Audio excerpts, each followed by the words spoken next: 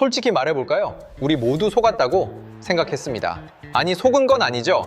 기대가 너무 컸던 탓일까요? 전 세계가 주목하고 대한민국 축구 팬들이 밤잠 설치며 기다렸던 그 천재 소년 바르셀로나 유스팀에서 메시의 등번호를 이어받을 거라 믿어 의심치 않았던 그 아이, 네, 이승우 선수 이야기입니다. 그런데 지금 이승우 선수를 검색하면 뭐가 제일 먼저 나오는지 아시나요? 화려한 골 장면, 유럽 챔피언스리그, 활약상 아닙니다. 바로 엉덩이를 실룩거리는 갈까 말까 춤입니다. 그리고 심판한테 삿대질하다 옐로 카드를 받는 장면, 벤치에 앉아 물병을 걷어차는 장면들이죠. 사람들은 말합니다. 메시 후계자라더니 결국 K리그 와서 관종짓이나 하고 있네. 유럽에서 실패하고 도망쳐 온 거 아니냐고요. 심지어 어떤 사람들은 그를 후전드라고 비아냥거렸습니다. 후뱃일 청소년 팀에서만 레전드였다는 뜻이죠. 참 잔인한 별명입니다. 한때 대한민국의 모든 스포트라이트를 독차지했던 소년이 어쩌다가 조롱과 논란의 중심에 서게 됐을까요? 그리고 정말 그는 실패한 천재일까요? 오늘 VAR2는 이승우라는 선수가 겪어온 그 기막힌 롤러코스터 같은 축구 인생을 아주 적나라하게 파헤쳐 보려고 해요. 미리 말씀드리지만 이 영상이 끝날 때쯤엔 여러분의 생각이 완전히 바뀌어 있을 거예요. 그가 K리그에서 추는 그 우스꽝스러운 춤이 사실은 단순한 쇼가 아니라 피눈물 나는 생존의 몸부림이었다는 걸 알게 될 테니까요. 자, 채널 고정하세요. 진짜 이야기는 지금부터입니다. 시간을 조금만 뒤로 돌려볼게요. 2014년 태국에서 열린 16세 이하 아시아 챔피언십 기억나시나요? 대한민국 축구 역사상 가장 충격적인 골 장면 중 하나가 거기서 나왔습니다. 바로 한일전이었죠. 하프라인 뒤에서부터 공을 잡은 자그마한 소년이 일본 선수들을 추풍낙엽처럼 쓰러뜨립니다. 1명, 2명, 3명, 무려 60m를 혼자 질주했어요.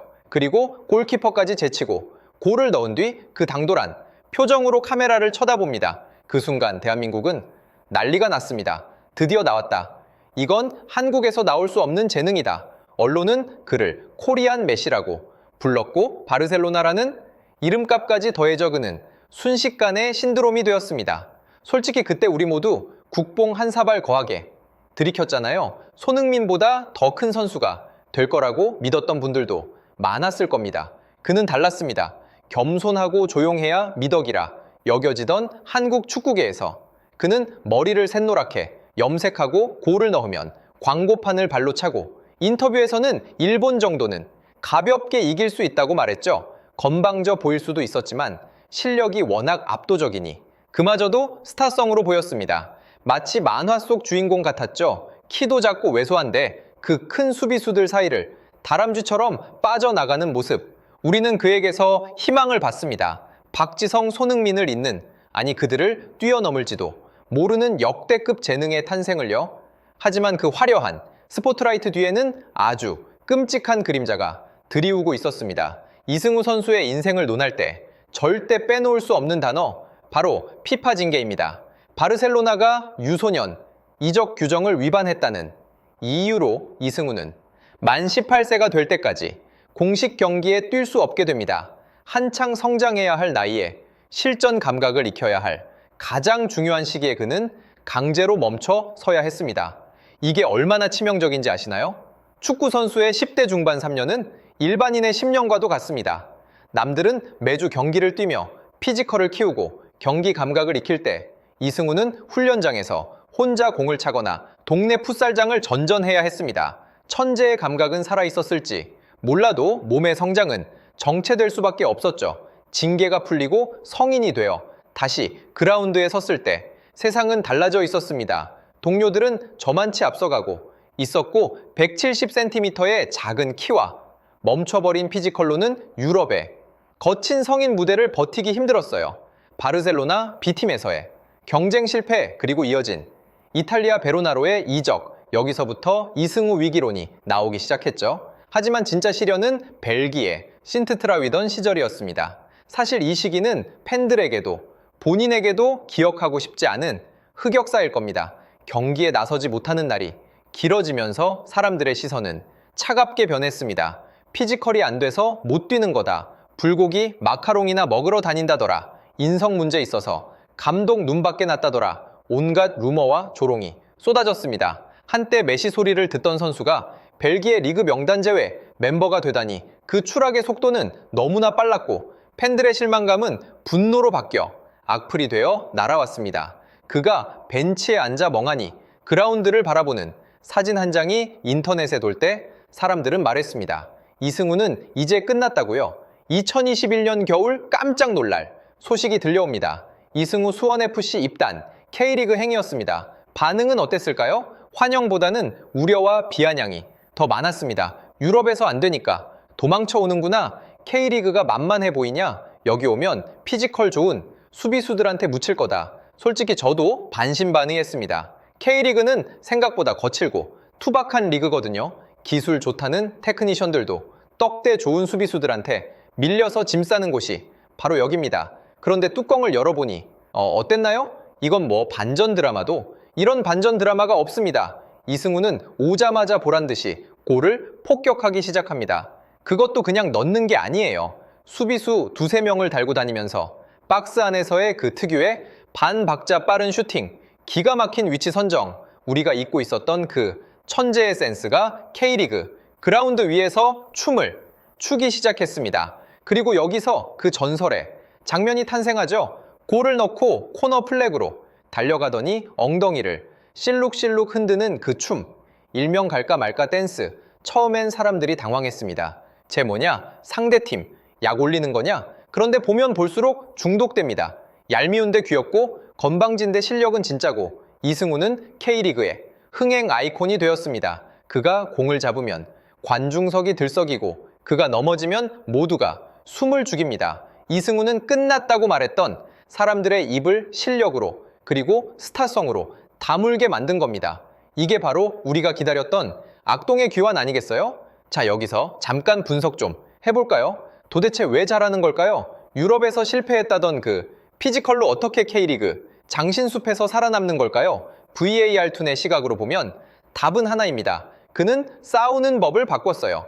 이승우 선수는 이제 무리하게 드리블 돌파를 하지 않습니다. 예전처럼 60m를 질주하려고 하지도 않아요. 대신 유령이 되었습니다. 경기 내내 수비수 시야에서 사라졌다가 공이 올 때쯤 기가 막히게 빈 공간에 나타납니다. 수비수가 얘 어디 갔지? 하고 고개를 돌리면 이미 이승우는 슈팅 자세를 잡고 있죠. 그리고 그 특유의 발목 힘, 도움닫기 없이 제자리에서 때리는 슈팅이 얼마나 강력하고 정확한지 골키퍼들이 반응조차 못합니다.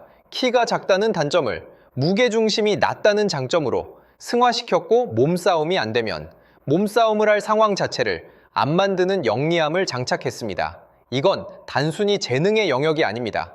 지난 몇 년간 벤치에서 훈련장에서 얼마나 치열하게 고민하고 연구했는지 보여주는 증거예요. 그는 천재였지만 이제는 노력하는 천재가 되었습니다. 사람들은 그의 춤만 기억하지만 그 춤을 추기 위해 그가 그라운드에서 흘린 땀방울은 절대 가볍지 않습니다. 물론 여전히 그를 곱지 않은 시선으로 보는 분들도 있습니다. 경기 중에 너무 흥분한다, 심판한테 대든다, 상대 선수랑 자꾸 신경전 벌인다. 맞습니다. 이승우 선수 성격 있죠. 불같습니다. 지는 거 죽기보다 싫어하는 게 눈에 보입니다. 그런데 저는 이렇게 묻고 싶네요. 우리 대표팀에, 우리 K리그에 이런 캐릭터 한 명쯤은 있어야 하지 않나요? 착하고 순한 선수들도 좋지만 때로는 미친 듯이 화내고 분위기를 휘어잡고 관중들을 미치게 만드는 그런 파이터가 필요할 때가 있잖아요. 이승우의 그 엑스랄 맞음은 사실 축구에 대한 미친 열정의 다른 표현입니다. 그는 대충 뛰는 법을 모릅니다.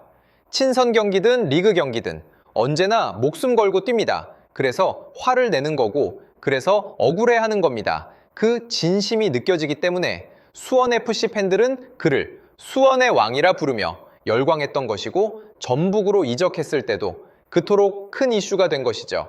재미있는 건 경기장 밖에서의 모습입니다. 팬 서비스 좋기로 소문이 자자합니다. 꼬마 팬들이 오면 먼저 다가가서 사인해주고 사진 찍어주고 그 춤까지 춰줍니다. 경기장 안에서는 맹수인데 밖에서는 동네 형 같은 반전 매력. 이게 바로 이승우라는 브랜드가 가진 힘입니다. 영상 초반에 말씀드렸죠? 그는 실패한 천재냐고요? 이제 대답해 보겠습니다. 그는 실패하지 않았습니다.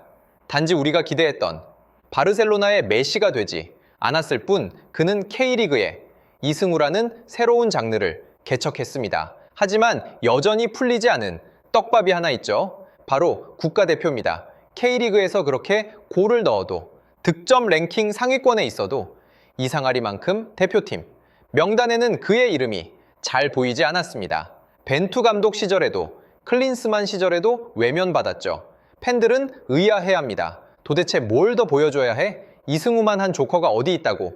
물론 감독들의 전술적 선택일 수 있습니다. 수비 가담 문제나 피지컬적인 우려가 있을 수 있죠. 하지만 이승우 선수는 포기하지 않고 있습니다. 인터뷰에서 항상 말하죠. 언제든 준비되어 있다. 이 말이 얼마나 묵직하게 들리는지 모릅니다.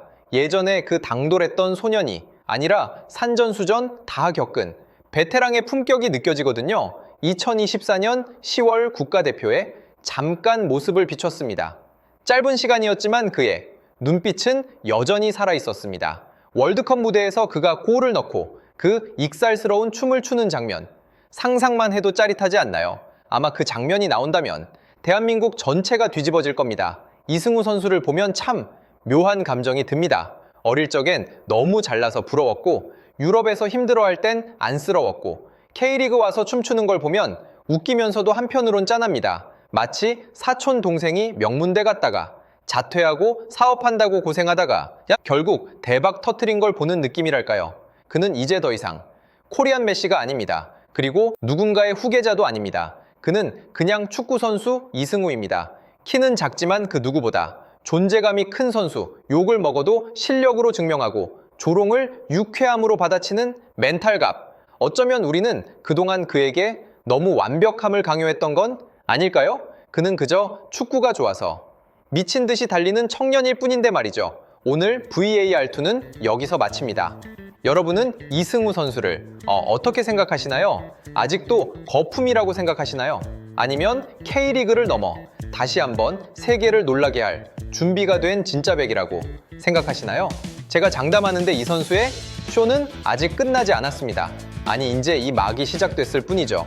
다음 경기에서 그가 또 어떤 골을 넣고 어떤 춤으로 우리를 킹받게 할지 기대해 봅시다.